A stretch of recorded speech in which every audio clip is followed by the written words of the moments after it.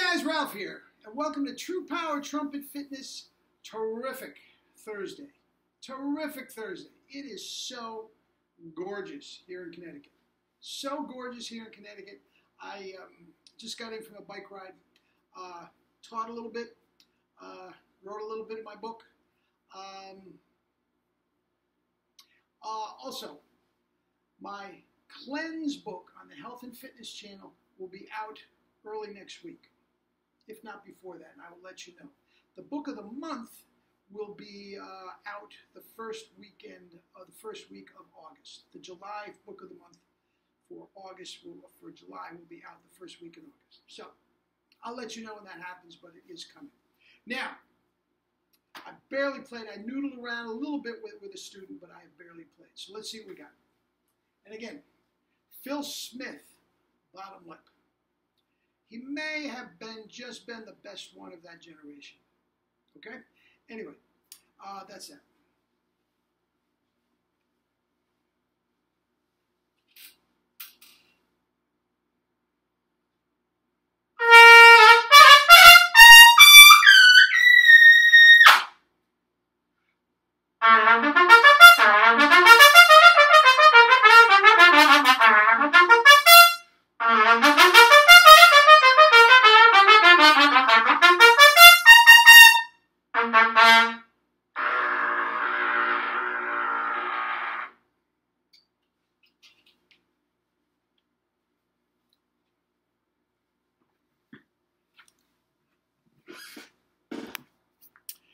Anywho,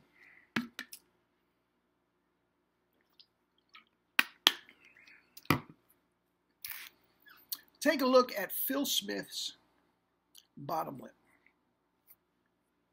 We'll compare it to the other guys, some of the guys that have great chops, and some of the guys that are struggling a little bit, and you'll see the difference. You'll see the difference. Now, Phil Smith, what a talent. I mean, he started over in England, and his father was his first teacher. His father was a bandmaster for the Salvation Army, and Phil Smith grew up in that ilk over in England with the great concert band tradition that they have over there, playing cornet solos and a little whiz kid before he ever came to New York. Studied with Vacchiano, also studied with Ed Troidel. That a handful of people really said that Troidel helped them with their chops, and Phil Smith was one of them. I know very, very little about Troidel, but I think Phil Smith's chops were pretty good before he went to anybody. But Vacchiano thought that he and Mel Broyles were his best students. I'll go along with that. I'll go along with that for sure. Some of the best playing for Phil Smith you're ever going to hear is this CD he did years ago. Wait a minute, let's look right in front of me. 1994. Okay, so there, what do we got? 2004, 2014, 25 years ago. Okay, it is sublime. It is amazing. All of the top orchestral excerpts, the top 22 orchestral excerpts that are called most frequently on an audition. He did all the excerpts, I mean, in just beautiful, beautiful playing with a little snippet of explanation before each one. Brandenburg, Petrushka, Pictures at an Exhibition, Leonora Calls, Ein Heldenleben, Mahler Fifth, Mahler Third, Scheherazade, Don Juan, Fetz, Ravel, Post-horn solo that I did the other day, La Mer, Parsifal. I mean, forget it. Forget it. Every single thing is on there, and it is beautiful. I mean, it's beautiful. What can you say? Now, his chops were terrific. They really were. And I consider him he and Vosburgh, which I'm going to do tomorrow, George Vosburgh, I consider him the last of the great players with a tradition of the past.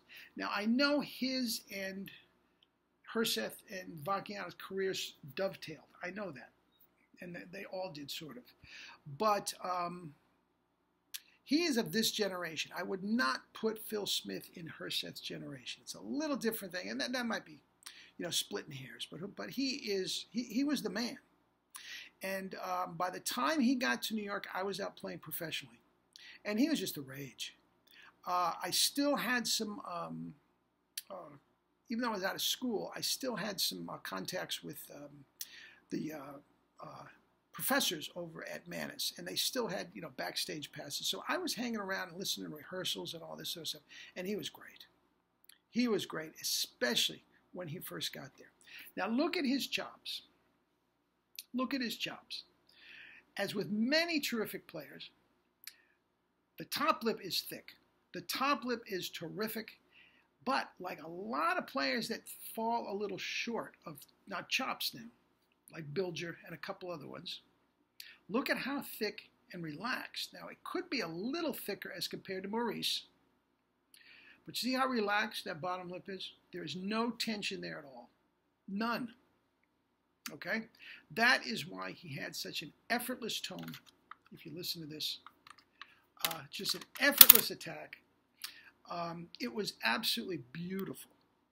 Beautiful playing. And I'll tell you what, to sit principal trumpet with the New York Philharmonic for as long as he did, and I don't know how many years, it doesn't matter, like Vacchiano, man, that's an achievement. That's an achievement. That's night in and night out. You are the man. You're on display. I told you, Vacchiano had the choice of the Metropolitan Opera and the New York Philharmonic when he was a kid. Okay, he agreed to the Metropolitan Opera first, but the music director let him out and said, "Look, it's a much better job. You get, even though the Met did it then and still does pay more. You're making quite a bit more. The glory job is up there on the Philharmonic, and it comes with some pressure. It really does. Now he is, all the everyone is judged, in the New York Times and all this sort of stuff by Clive Barnes and all this sort of stuff, and he's there. He's there. I never, not that I read every single, review, but he never got a bad review. Trumpets were out of tune. Never. Never. And that is saying something, man. That is saying something, and I have a lot of respect for Phil Smith and his playing and everything. Now, there is a but. And you are going to, you know what it is. You know what I'm going to say. If you've been watching this for any amount of time, there is a but. And that is, he had 3 hernia operations, and he retired. I don't know if it was early. He's ready for retirement anyway, but he did retire with a workman's compensation for dystonia for the lip. Guys, and that is straining too much. I mean, it just is. 3 hernias. Now, with all the stress and everything that came with the New York Philharmonic, guys, it's basically a high D. I mean, it's not like he was touring with Maynard's band. 3 hernias, that is very, very unusual. Now, I could get into his physical conditioning, which was deplorable, and talk about that, but that's something else, okay? But 3 hernias and dystonia, that's some straining. That's some straining. Now, I hear that he's on the faculty at the University of Georgia, and I hear he's back. He's back playing and doing some clinics and stuff like that, which that's a good thing. That's a good thing. To have Phil Smith not be able to play is not what the trumpet world needs. But now, Vacchiano tradition, bathtub mouthpiece, 1 1/4 C. I mean, I'm sure my guy JJ is, more specific than that, but just big, bulky Bach mouthpieces. And if you play a C trumpet, you can get away with it, up to a high C on the C trumpet and whatnot. But guys, 3 hernias, please stop. Stop. Now, I'm not even going to say, 1 SSO. I'm not even going to say that. If he had played a Bach 7C, I guarantee you, as sure as I'm standing here, there would be no hernias and dystonia, and you would have heard some playing that would have been off the charts. That was the talent. He went to a 10, if he wanted to go to a 10.5 C, I still believe he would have gotten a gorgeous, rich tone, a little more brilliance than with the bathtub. But I'm telling you, he might still be playing. He might still be playing. So that, bottom lip Phil Smith, check it out one more time. Phil Smith, Maurice, Harry, one of the all-time greats, for sure. Again, not super thick like the others, but relaxed. And I guarantee on a 7C, it'd be much thicker. Much thicker. There is some Brandenburg on this. It's beautiful. Beautiful. Speaking of above high C. No, he could play. He could play. And also I heard some live, is it New Year's Eve? They play a quasi-pop concert. And I heard him play West Side Story on a B-flat trumpet. And it was obviously not the Bach mouthpiece. And, you know, he didn't swing like, you know, Gino Bazzacca and some of the other ones, but beautiful.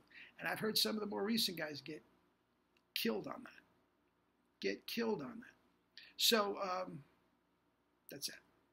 Anyway, eat and drink your fruits and vegetables and live your life with true power, and we will do Vosburg tomorrow. Hope you enjoyed it. Love you all.